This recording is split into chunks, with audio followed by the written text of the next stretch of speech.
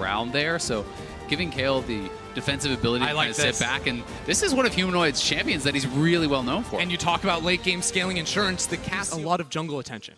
But from the enemy jungler. He gets ganked a whole lot in the top lane, and if he does expose himself, I think the Jarvan at level 2 can instantly look for plays around the top side of the map. And Bear Trap on a rope will connect, so a small but positive trade. Clutch is going to continue walking forward. He's got Conqueror. He's just going to keep walking him down. He's going to come back up. He's going to go to grab him again. Vizicsacsi flashing. Oh! Just barely missing the flash. That might cost him his life. Kled now. Pocket Pistol takes him away. Conqueror still taxed. He's still healing up to a certain degree. Trying to step forward. The barrel hits. First blood. Good for Splyce, but that has to feel so... Split the map now, and Xerxes relatively low on mana. I don't actually think the 3v3 is all that favorable for Splyce, but they do have the heal advantage. And we look at it, Koala still has Ignite. Norscaren's only alive because Koala did not push Ignite in that play, but maybe they're trying to just lock him down. Hana, press coming through, TP onto the bottom side. The Alistar just going to knock him back. A good headbutt to pull away. Lil V going to look to set up it up. Koala will drop in the end. Good TP from Humanoid.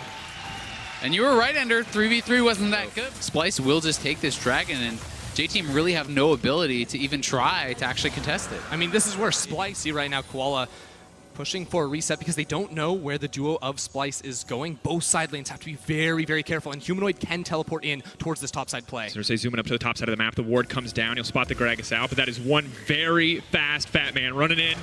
Are they going to fish for the play? The Kled all going to try to use to escape, but you walk right into Xerxes, and Humanoid's here too. A second clutch TP from Humanoid, and it looks like that's just going to be it for rest. That's just a great teleport and a nice setup again here from Splyce. Being able to use this Cassio for early proactive plays is not something you often can do. Now the question is, can J-Team stop this? They're going on. A lot of damage. They're just trying to knock Humanoid out. The flash out to safety, but it will not be enough. That is the shutdown. Koala going to grab it. A little bit awkward, but happy to have the kill. Pick up more and more AP. It can get up to 300, 400, 500 damage, and does become pretty significant when you're looking for that 100-0 type potential. I actually think that because of the Kayle on J-Team's side, this is one of the games where when you're playing Gragas, you're not actually using the barrel to engage, but rather disengage. Now TP behind. Here comes the TP. Kabe not going to be able to walk back to the Lantern, but the Kled will not find an ult. Xerxes caught in the middle of the entire team. He's going to grab it there perfectly right as it's about to time out, but now they have to flash, they have to retreat, but they're locked up in the Cataclysm. Fofo going to be allowed to free fire the feathers. They're going to be pulled back, and Norscaren going to go down. Still has the cooldown. Can still pull them back. The knockup is there. Vizicsacsi slowly but surely moving towards the Gnar, but he might not have time. Damage is coming in. He's gone back up. There it is. 2 into the wall, and Vizicsacsi sends a message to J-Team. They want to continue the fight. The feathers are pulled back. Humanoid's in trouble. The Kled goes in, and he goes right back out. J-Team still alive in the fight. On the retreat now. Vizicsacsi can't chase down. Still Mega. Jungle trying to sit and wait to find a pick on an individual Splyce member that went to farm side lanes. We talk all the time about how Splyce do get picked like that. Wasn't that one, but now the team has control of the mid lane. As Vizicsacsi gets closer and closer to filling that rage bar, J-Team eventually will be forced to back off. Cannot risk getting all in on, but still going to go in for the fight there. Norscaren caught out in the Cataclysm, is forced to flash to safety, misses the follow-up hook, and now suddenly it's Vizicsacsi in the midst of the entire team. Rage bar slowly but surely stacking up. Mega Gnar could be a problem now for J-Team. Have they tried to start a fight that they cannot win? That's one knocked to the wall, but the feathers pull back. Vizicsacsi will get taken down, and Fofo does not drop on the side of the fight. J-Team for now are in the lead as Alistar manages to make it out to safety.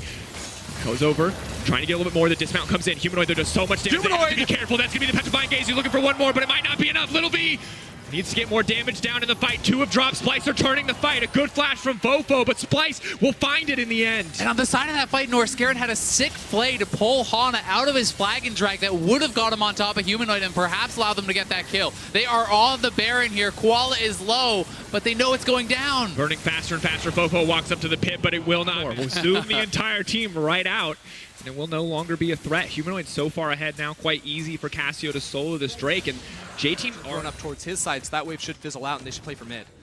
Yeah, I'm interested to see if they're just going to wait for Chachi or if they are going to head up to that top side. I would like them to just kind of push in multiple waves, but they're actually looking for a dive here on a Fofo. Ult available, but I don't think he's going to get a chance to use it. Is now using it, but it might be too little too late. The Kled now coming in. Fofo goes down. The Kled stuck in this fight. He can't get out even if he wants to.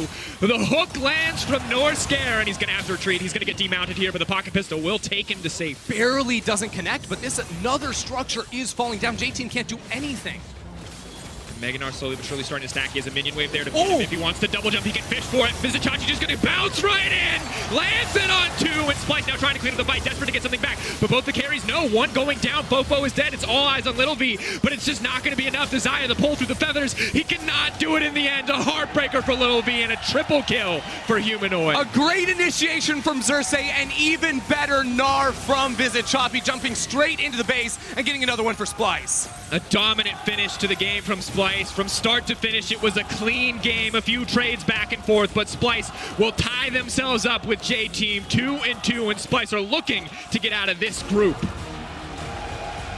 On the elimination day, when it really matters most, Splyce turned in their best game of the tournament, looking dominant here over J-Team, who is considered by many to be one of the favorites to get out of this group. Especially after Splyce's loss to them too. Splyce came in, didn't try any one of those level 1 shenanigans. They put Humanoid and Kave on the big carries. They got the comfort